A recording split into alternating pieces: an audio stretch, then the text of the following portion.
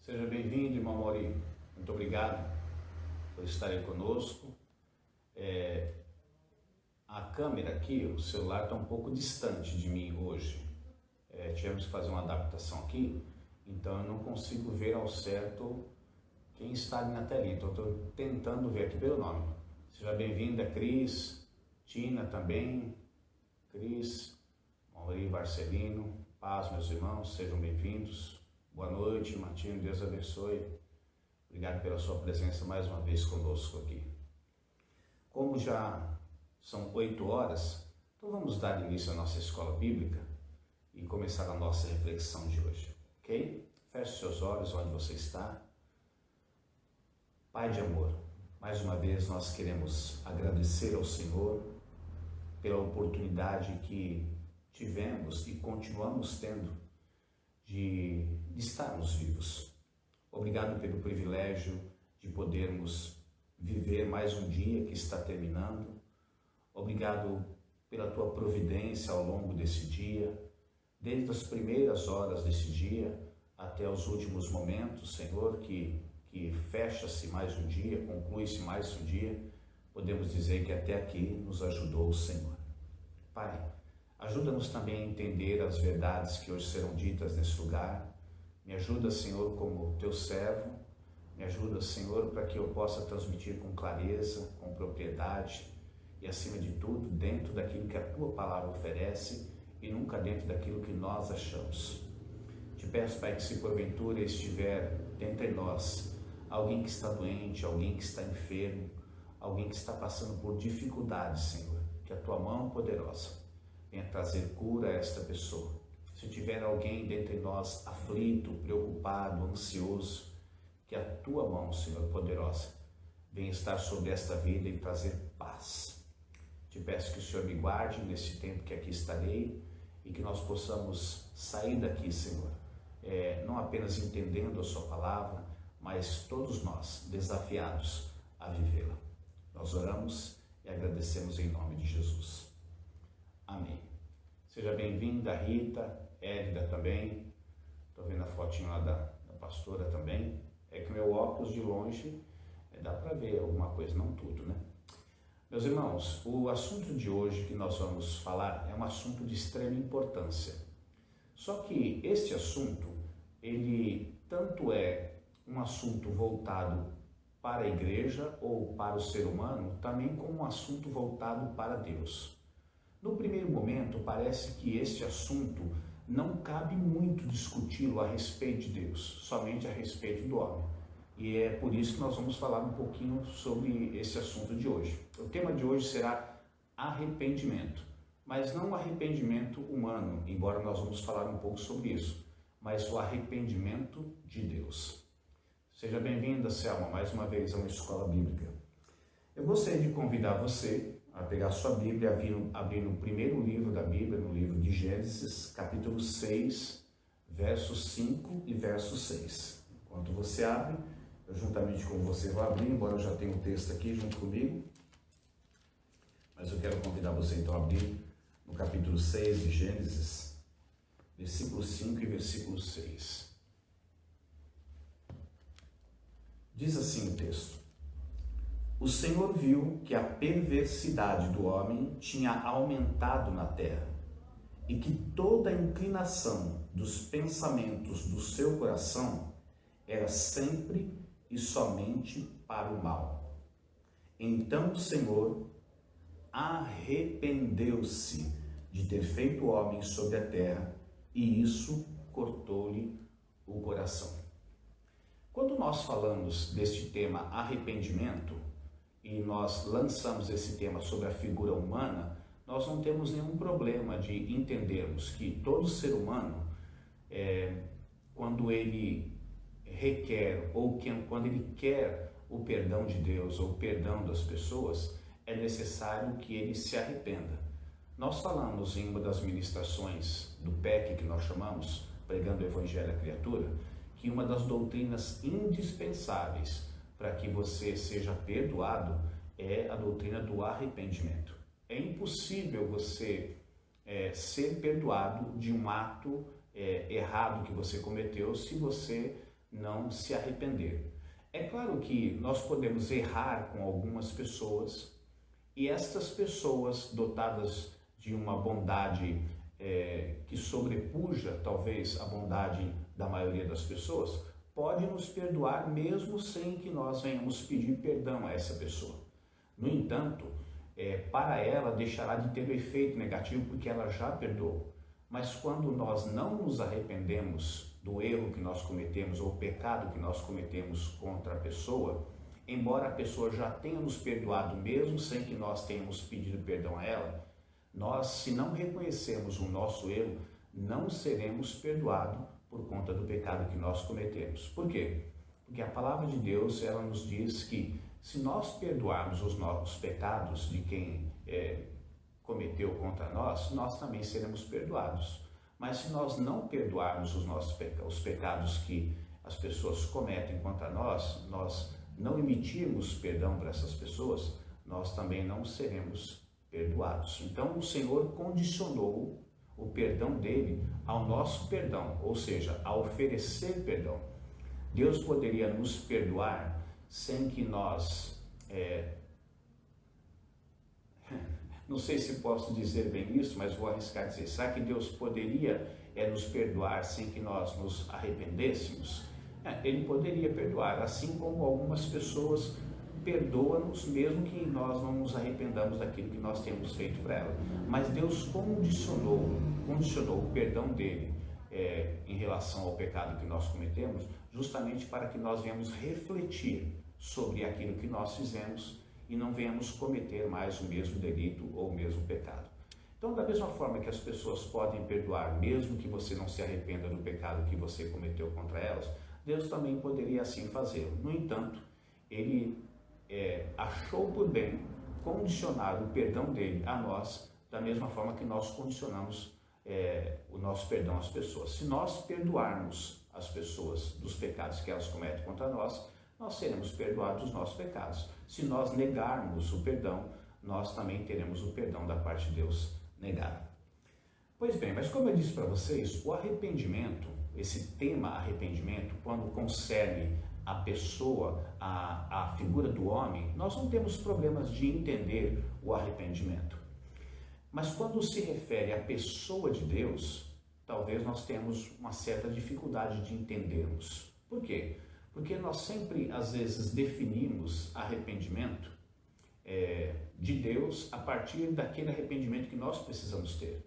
E nós vamos aprender hoje que, na realidade, o arrependimento que nós precisamos ter é um arrependimento que precisamos ter por conta de algo de errado que nós fizemos.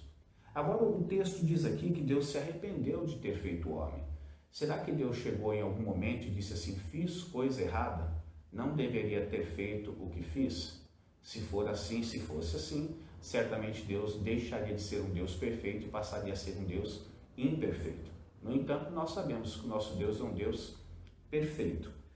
Pensando que o nosso Deus é perfeito, e nós lemos aqui o texto dizendo que Deus se arrependeu, qual é a relação que existe do arrependimento do homem quando ele comete um erro e esse arrependimento de Deus? É claro que é simples nós entendermos que Deus não peca, Deus não erra, Deus não cometeu nenhum erro quando criou a figura humana, quando criou a humanidade. No entanto, a Bíblia está dizendo que ele se arrependeu.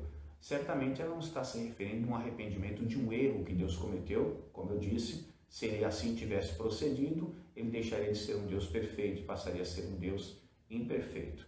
E sendo um Deus imperfeito, provavelmente ele não seria Deus.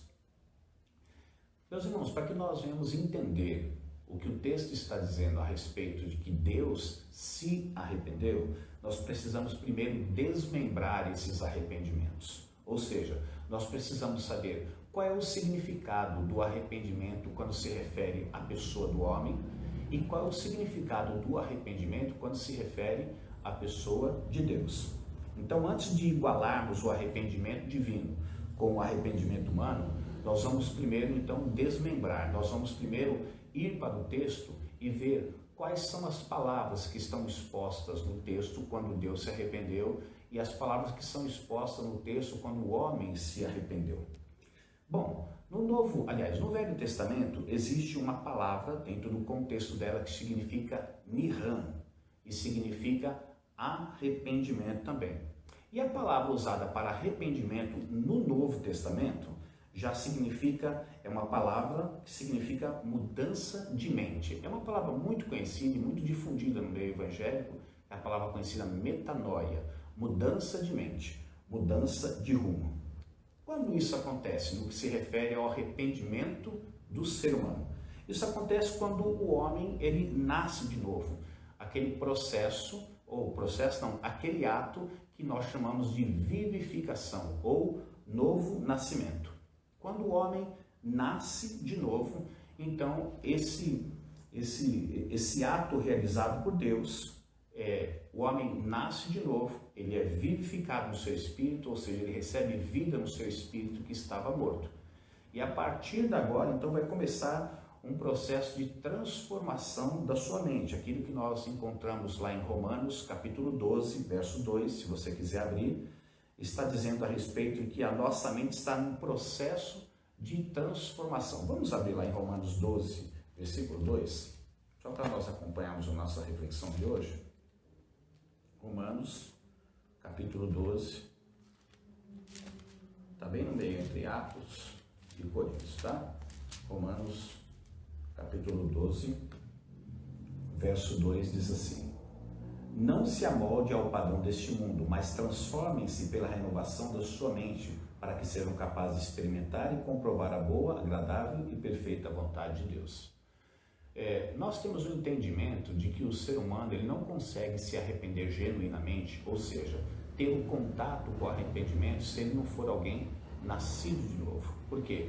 O arrependimento vem mediante a vivificação do Espírito. Então isso acontece, ou seja, o arrependimento é um processo que vai ser desenvolvido dentro de nós, é algo que nós vamos aprender por conta de que quando nós estamos mortos nos nossos delitos e pecados, eu diria que na maioria das vezes nós sentíamos remorso e não arrependimento. Qual a semelhança que existe entre o remorso e o arrependimento?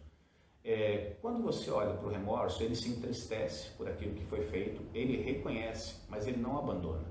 Ao contrário da palavra metanoia, que significa arrependimento. O arrependimento faz com que a pessoa reconheça, entristeça e abandone o pecado. Por isso, às vezes nós ficamos até tanto quanto perdidos no que diz respeito àquele momento que nós pensamos que nos arrependemos e às vezes nós não nos arrependemos. Por quê? O arrependimento sempre é seguido de abandono do pecado que nós cometemos. O remorso já não. Embora ele reconheça que ele errou, embora ele também se entristeça por isso, no entanto, ele não abandona o erro, ele não abandona o pecado. Então, todas as vezes que aquelas pessoas que não eram nascidas de novo, nasceram de novo, tiveram seu espírito vivificado, então elas terão esse contato com o verdadeiramente, o arrependimento, que nós chamamos de um arrependimento genuíno, que é a metanoia. O que o arrependimento faz? Olhando sempre do ponto de vista do arrependimento, atrelando a palavra arrependimento ao homem e não a Deus primeiramente. Ele começa a se desfazer dos velhos hábitos e a incorporar os novos hábitos.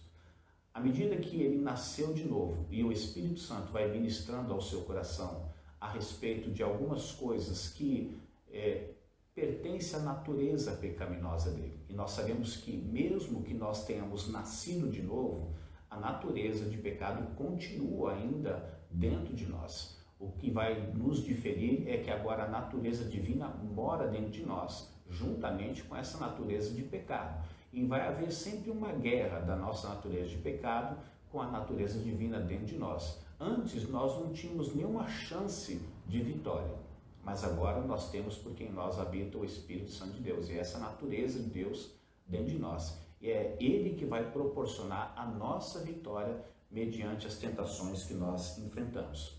Então, o que acontece nesse arrependimento?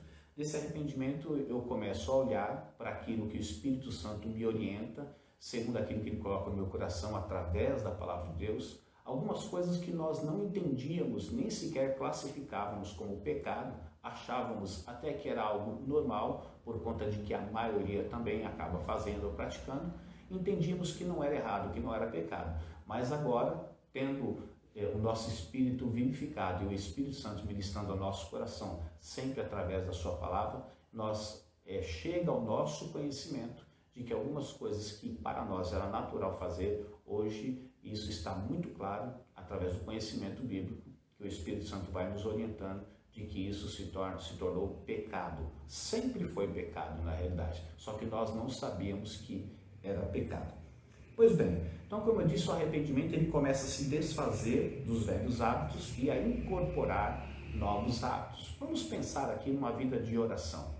Eu não quero aqui ser injusto com algumas pessoas, mas eu gostaria de arriscar aqui. Eu acredito que a grande maioria das pessoas que estão mortas nos seus delitos e pecados, não foram vivificadas, não nasceram de novo, não é algo que elas cultivam na sua vida, uma vida de oração. Por conta disso, Samuel uma vez disse assim: longe de mim de pecar contra o Senhor, deixando de orar por vocês. Samuel, segundo a afirmação que ele fez, ele disse que deixar de orar era pecado. Agora que nascemos de novo e o Espírito Santo mora dentro de nós, ele está sempre nos levando a termos aquele momento de oração a sós com o Senhor. E quando a gente olha para a palavra de Deus, qual é o momento, como nós devemos proceder no que diz respeito a essa disciplina de oração? O Senhor Jesus nos deixou bem claro o seu ensino, que ele disse que quando nós fôssemos orar, nós entrássemos dentro do nosso quarto, fechássemos a nossa porta e o nosso Pai, que olharia para nós em secreto, nos recompensaria publicamente. É certo que você pode fazer algumas orações enquanto você está dirigindo, enquanto você está trabalhando, tomando banho, almoçando, andando pela rua, é verdade. Mas aquele momento de intimidade maior, se possa assim chamar, é o momento em que você tem um lugar separado, exclusivo na sua casa, onde você possa estar a sós com Deus, sem interferências desse mundo externo. Então o Espírito Santo ele vai nos orientando e a gente vai incorporando novos hábitos. Por exemplo, hábito que nós não tínhamos de orar, agora porque nascemos de novo, então isso já é orientado pelo Espírito Santo para que nós tenhamos uma vida de oração. E nós poderíamos sugerir várias outras coisas aqui. Isso é preciso porque enquanto a natureza de Adão enquanto a natureza do novo Adão em nós reforça a santidade, a natureza do velho Adão, ela reforça sempre o pecado. Por isso que todos aqueles que nasceram de novo, eles não estão livres completamente do pecado, eles não são mais escravos do pecado. Mas nós sabemos que para que haja uma libertação total do pecado, isso só vai se consumar através do último ato da salvação, que é a glorificação, onde os nossos corpos serão transformados de corruptíveis em corpos incorruptíveis. Isso porque a natureza do novo Adão, ela vai reforçar a santidade durante o tempo que nós aqui estivermos. Mas o velho Adão ainda está dentro de nós e ele vai ficar sempre reforçando o pecado. Pois bem, a palavra metanoia se refere ao arrependimento no que diz respeito à pessoa da figura humana. Mas e agora esse arrependimento que nós lemos aqui no texto, dizendo que Deus se arrependeu? A palavra, diferentemente da palavra encontrada no Novo Testamento, metanoia, para dizer que é necessário que o homem se arrependa dos seus pecados, a palavra que é traduzida para arrependimento dentro desse contexto aqui é uma palavra por nome nihan. Então, encontrada aqui em Gênesis 6,6, ela tem um outro significado. Não é o mesmo arrependimento que o homem precisa ter por conta do pecado que ele cometeu.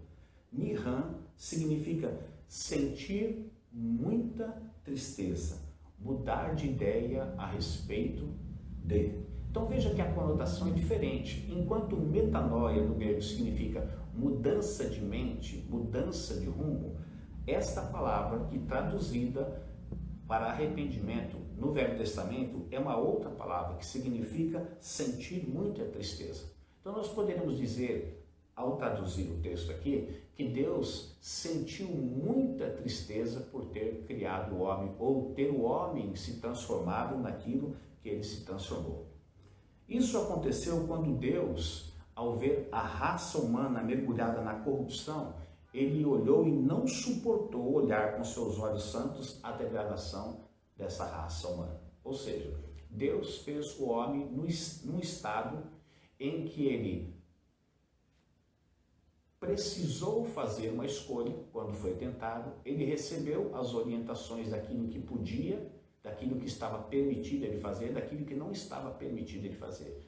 Quando ele fez a sua escolha, então ele caiu no seu estado de imperfeição. Ali então foi declarada a imperfeição do homem. Então, quando Deus olha para o homem e ele diz, me arrependo de ter feito o homem, ele está dizendo, eu estou muito triste, eu estou sentindo muita tristeza de ter feito a criatura que eu fiz, não, de ver a criatura que eu fiz se tornar naquilo que ela se tornou. Então Deus, o arrependimento não veio por ele ter criado o homem. Quando ele diz, me arrependo de ter feito o homem, não. Esse arrependimento não foi porque Deus criou o homem, mas porque ele viu o homem que ele criou se tornar naquilo que ele se tornou, um pervertido imoral. Tanto é que nós temos o costume de dizer que nós somos a imagem e semelhança de Deus. Mas quando você olha para a Bíblia diz que Adão foi feito à imagem e semelhança de Deus. Mas depois que o homem caiu, você vai ver, à medida que eles foram se multiplicando, a Bíblia diz que o homem ele permaneceu à imagem, mas não mais à semelhança de Deus. Esse é um outro assunto que a gente pode falar num outro momento. Agora, a semelhança era a semelhança dele mesmo, da natureza caída dele mesmo. Então, nós poderíamos dizer o seguinte, meus irmãos, dentro desse texto. Deus sentiu nirã, ou seja, Deus sentiu tristeza, não por ele cometer um erro, mas por ver sua criação cometer o erro que cometeu. Então, por isso, Deus se arrependeu. Deus sentiu triste, sentiu-se muito triste por ver a obra-prima que ele havia feito, criado, ter se tornado naquilo que ele se tornou. Seja bem-vinda também, Kelly. Meus irmãos, ao contrário de que algumas pessoas talvez possam pensar, não estou dizendo que pensam, mas possam pensar, Deus é dotado de emoções e por ser assim ele reage de acordo com a depravação voluntária da sua criatura. Ou seja, toda vez que o ser humano peca, Deus também sente tristeza com isso. Quando o homem pecou, Deus se arrependeu, ou seja, Deus sentiu muita tristeza ao ver o homem pecar. Porque Deus não criou o homem para ele assim ser. O homem fez a sua escolha. O arrependimento de Deus expressa sua tristeza e sua mudança de planos. Não por causa de uma falha dele, como eu disse, mas por causa da falha do homem que ele criou. Deus teve que mudar o plano dele por conta da desobediência do homem. Deus enviou, meu irmão e minha irmã, o dilúvio não para punir o que ele criou, mas para punir aquilo em que se tornou o homem.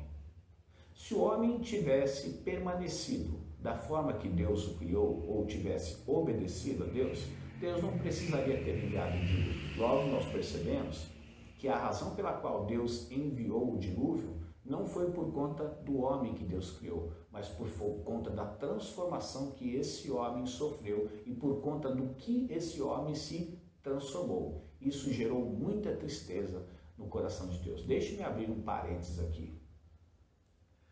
Se todas as vezes que nós enxergássemos que nós voluntariamente transgredimos a lei moral de Deus, isso gera arrependimento em Deus, ou seja, gera muita tristeza no coração de Deus, talvez nós encararíamos a possibilidade de nós pecarmos como algo muito mais sério. Ou seja, nós lutaríamos muito mais contra o pecado que habita dentro de nós, embora não sejamos mais escravos porque habita em nós o Espírito Santo de Deus, mas nós reveríamos muitas vezes aquilo que de uma forma voluntária nós temos praticado e consciente, sabendo que é pecado. Quando nós temos esse entendimento de que isso traz tristeza para o coração de Deus, talvez essa seria uma forma de nós repensarmos a nossa postura naquilo que estamos fazendo ou até naquilo que nós planejamos fazer. Talvez você possa perguntar, e dentro de você tem ainda uma certa pergunta. Bom, se Deus enviou o dilúvio não para punir o homem, mas para punir o homem que o homem se tornou, Talvez a pergunta dentro de você é a seguinte: pastor, mas Deus não é um ser onisciente? Sim, é verdade. Por que ele criou o homem sabendo que ele se tornaria naquilo que o entristeceria? Essa é uma boa pergunta, né? Por que que Deus cria algo ou alguém que vai lhe fazer sofrer? Certamente, se você fosse fazer alguma coisa e em meio a esse trabalho que você iria desenvolver, você saberia que isso ia trazer muito sofrimento para você, o que você faria? Talvez não diferente de mim, nós pararíamos de fazer aquilo que iria trazer tormento, iria trazer tristeza, iria trazer incomodação, ia trazer muita decepção. Nós pararíamos. Mas por que que Deus, sabendo na sua onisciência que o homem se tornaria naquilo que ele se tornou, porque ele insistiu então em fazer o homem? Talvez essa seja uma parte difícil de nós entendermos, porque dá a impressão que Deus é um Deus que gosta de sofrer. Ou pelo menos, se ele não gosta de sofrer, ele fez algo que ele saberia que ele iria sofrer e mesmo assim continuou com o seu plano. E isso talvez faz de Deus um Deus que quem gosta de sofrimento é o masoquista, é isso? Não, mas Deus não é isso. Deixa eu tentar explicar para você aqui com palavras simples e sem perder a profundidade. Deus, ele queria mostrar para a criatura que ele havia criado. Ele queria mostrar para a criatura que ele fez o seu amor de uma forma incondicional. Ou seja, ele queria mostrar para Adão e Eva e para toda a humanidade que ele não dependeria de nada dessa humanidade, ele não dependeria de que essa humanidade correspondesse positivamente para ele, para que ele a amasse. Bom, se o Criador fez a criatura, querendo mostrar para essa criatura que ele não dependeria do feedback dessa criatura para ele amá-la, o que Deus então permitiu que acontecesse? Deus queria mostrar para a criatura que ele havia criado esse amor incondicional e que tudo o que o homem fizesse, mesmo que viesse a ser contra a sua vontade, isso não anularia o amor que ele tinha pelo homem. Amor esse que ele não exigiria amor dela por ele.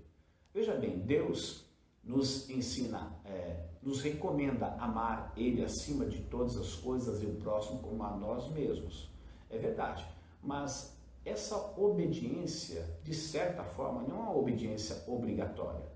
É uma obediência que Ele, de certa forma, pede para o ser humano, mas Ele não exige do ser humano amá-lo para que Ele ame o ser humano.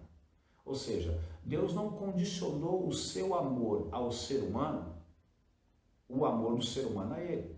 Ou seja, eu só vou te amar se você me amar. Não. Deus queria mostrar para o ser humano que, independente da resposta dele para com o amor dele, ele continuaria amando esse ser humano. A maior prova de amor é mostrar a alguém que não merece ser amado por conta do que ele é, e mesmo assim ele acaba recebendo esse amor. Vou repetir. A maior prova de amor é você mostrar a alguém que não merece ser amado por conta do que ele é, mas mesmo assim você acaba oferecendo esse amor. E foi isso que Deus fez. Deus, na realidade, independente daquilo que o homem iria fazer, daquilo se o homem iria obedecer ou não iria obedecer, e sabendo Deus, através do seu atributo de onisciência, que ele iria desobedecer, ele mostrou, mesmo na queda do homem, ele mostrou para o homem que ele continuaria amando o homem, mesmo o homem não demonstrando esse amor por ele através de um ato de obediência. Então Deus criou o homem, mesmo sabendo que ele se arrependeria. Ou seja, quando Deus fez o homem, ele sabia que o homem iria pecar, ele sabia que ele iria se arrepender, ou seja, que ele ia sentir muita tristeza, não pelo homem que ele criou, mas pelo homem que se tornaria o homem que ele criou. Sim, Deus sabia disso, por isso que faz dele Deus, ele é onisciente. Mas foi o caminho, se possa assim dizer, que Deus encontrou para mostrar a esse homem o amor que ele tinha, terá, tem e sempre terá pelo homem. Não dependerá do homem amá-lo para que ele ame o homem. Nós somos assim. Nós amamos pessoas que nos amam. Pessoas que normalmente não nos amam ou até nos odeiam, nós temos uma grande dificuldade de amar essas pessoas. E é interessante que o Senhor Jesus Cristo disse para nós amarmos os nossos inimigos. Amar os amigos não é difícil, mas amar o inimigo é difícil. E de certa forma a humanidade tornou-se inimiga de Deus. Mas mesmo assim, Deus sinalizou que independente da resposta da humanidade para com o seu amor, ele continuaria amando toda a humanidade. Então eu poderia afirmar para você aqui, meu irmão, não havia uma outra forma de demonstrar Deus, de demonstrar o seu amor singular ao homem, se ele primeiro não decidisse o quê? Sofrer por esse homem. Não existia um outro caminho. Eu estou dizendo aqui do ponto de vista humano e das palavras que nós, pelo menos eu, consigo alcançar para poder explicar isso para você. Deus decidiu sofrer primeiro para que no seu sofrimento o homem conseguisse enxergar que Deus o ama e o amaria independente das respostas, se elas fossem positivas ou negativas no que diz respeito àquilo que Deus queria que o homem fosse. Então veja bem que a intensidade do amor não se evidencia no quanto recebemos, mas no quanto doamos. Às vezes nós vemos uma pessoas demonstrarem tanto amor para com determinada pessoa e nós achamos que as pessoas demonstram tanto amor para com aquela pessoa porque ela é uma pessoa que ama muito. E nós sabemos que isso na figura de Jesus não ficou, não é claro isso. Por quê? Jesus amou todos os discípulos, as pessoas até o fim, mas muitas pessoas o odiou e continuou odiando ele até o fim. Então veja bem, vou repetir, a intensidade do amor não se evidencia no quanto recebemos de amor, mas no quanto estamos dispostos a doar o amor. Ou seja, o amor que tenho não é mostrado através do amor que as pessoas têm por mim. Ou seja, quanto mais pessoas demonstram o seu amor por mim, isso mostra que eu sou uma pessoa que amo muito também. Não, mas é evidenciado através do amor que tenho pelas pessoas. Ou seja, não são as pessoas demonstrando o amor que ela tem por mim que vai mostrar o quanto eu tenho de amor, mas é quando eu expresso o meu amor para as pessoas que eu vou mostrar qual é a intensidade do meu amor. Então eu queria levar você a pensar hoje, e é uma breve reflexão hoje, vai ser mais rápido, de que essa palavra arrependimento, eu não sei quantas vezes você se deparou com ela quando leu Gênesis 6:6, nós vamos abrir mais uma vez lá. Quando você leu que Deus se arrependeu. Então o Senhor arrependeu-se de ter feito o homem sobre a terra e isso cortou-lhe o coração. Talvez quando você tenha lido pela primeira vez, ou você escolheu não entender, ou seja, vou deixar isso de lado porque se Deus se arrependeu como eu preciso me arrepender, então Deus cometeu algum erro. Não, mas espera aí, Deus não comete erro. Vamos deixar essa palavra para lá e vamos seguir o texto, vamos embora. A verdade é que às vezes quando nós nos deparamos com alguma coisa que choca a gente tem dois caminhos a seguir. Aceitar aquilo que choca ou perguntar para nós mesmos se a interpretação que nós estamos tendo daquilo que nos está chocando é verdadeira. Então, o objetivo de eu estar aqui hoje e trazer essa reflexão para vocês sobre o arrependimento que o homem precisa ter e o arrependimento que Deus teve é fazer essa diferenciação da palavra metanoia, que se refere ao arrependimento que a figura humana precisa ter quando ela peca contra pessoas ou quando ela peca contra Deus, e o arrependimento que Deus teve, que é a palavra nirhan, que tem uma outra conotação, que ele sentiu muita tristeza por ter feito pelo homem que ele fez ter se tornado no homem que se tornou. Então, quando alguém perguntar para você assim, Deus se arrependeu de ter feito o homem? Sim, mas você vai saber explicar. Não porque ele cometeu um ato errado, não porque ele pecou, porque Deus não peca. Não porque Deus falhou, porque se nós pensarmos dessa forma, Deus se tornaria um Deus imperfeito, então ele não poderia ser Deus.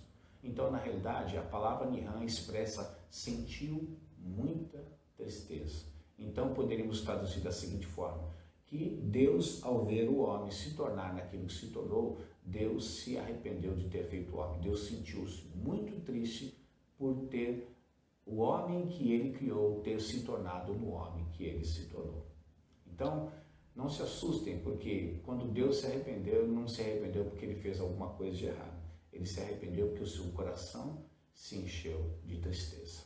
Amém, meus irmãos? Como eu disse, era só uma breve reflexão hoje para que você pudesse entender o real significado desse arrependimento de Deus e fazer uma diferenciação do arrependimento que nós, como seres humanos, precisamos ter para que nós alcancemos o perdão. Já pensou se o arrependimento de Deus fosse o mesmo arrependimento do homem? Para quem Deus iria pedir perdão, hein?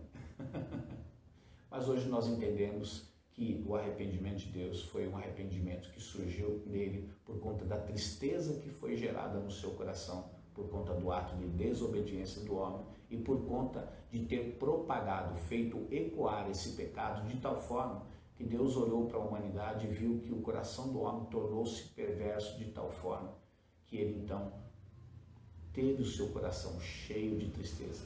Ele se arrependeu. Amém, meus irmãos? Que Deus abençoe. Hoje nós vamos ficar por aqui. Eu queria trazer aqui uma notícia para vocês. Desde o início do ano, nós iniciamos a escola bíblica antes da pandemia, então nós tínhamos a escola bíblica aqui na igreja. Com o início da pandemia, todos nós sabemos que as atividades em vários lugares elas tornaram-se limitadas, inclusive dentro das igrejas também. E por conta disso, então, nós paramos de realizar a escola bíblica aqui na igreja e passamos a fazer online. Só que isso vem desde janeiro, nós estamos agora, vamos entrar no mês de outubro. Nós temos sempre um hábito de, na metade do ano, na época de férias, nós fazemos um recesso escolar, um recesso para os irmãos também. Como nós não fizemos esse recesso, então hoje está sendo a última escola bíblica, nós vamos entrar num recesso, tá bom? Vamos entrar num recesso e provavelmente daqui um mês e algumas coisinhas, nós retornamos. Mas aí eu quero retornar com a escola bíblica aqui na igreja mesmo, tá bom? Então hoje foi a nossa última escola bíblica, porque vamos iniciar o recesso. Terça-feira que vem não tem, tá bom? Nem online, nem aqui na igreja. Depois de um mês e alguma coisinha, eu volto a comunicar para vocês, só que aí eu quero voltar com a escola bíblica, mas não mais online, mas presencial aqui na igreja. Amém, meus irmãos? Deus abençoe vocês. Espero que essa palavra sirva para você ter um entendimento um pouco mais ampliado dessa palavra arrependimento quando se refere à pessoa de Deus e que a gente aprenda a desmembrar esses dois arrependimentos, o arrependimento humano e o arrependimento divino, tá bom? Que pena, Cristo. Não, mas é só um recesso. É só para dar um tempo para o pastor pensar em outros assuntos também e poder preparar a matéria, né? Tá bom? Deus abençoe vocês. Fiquem na paz do Senhor.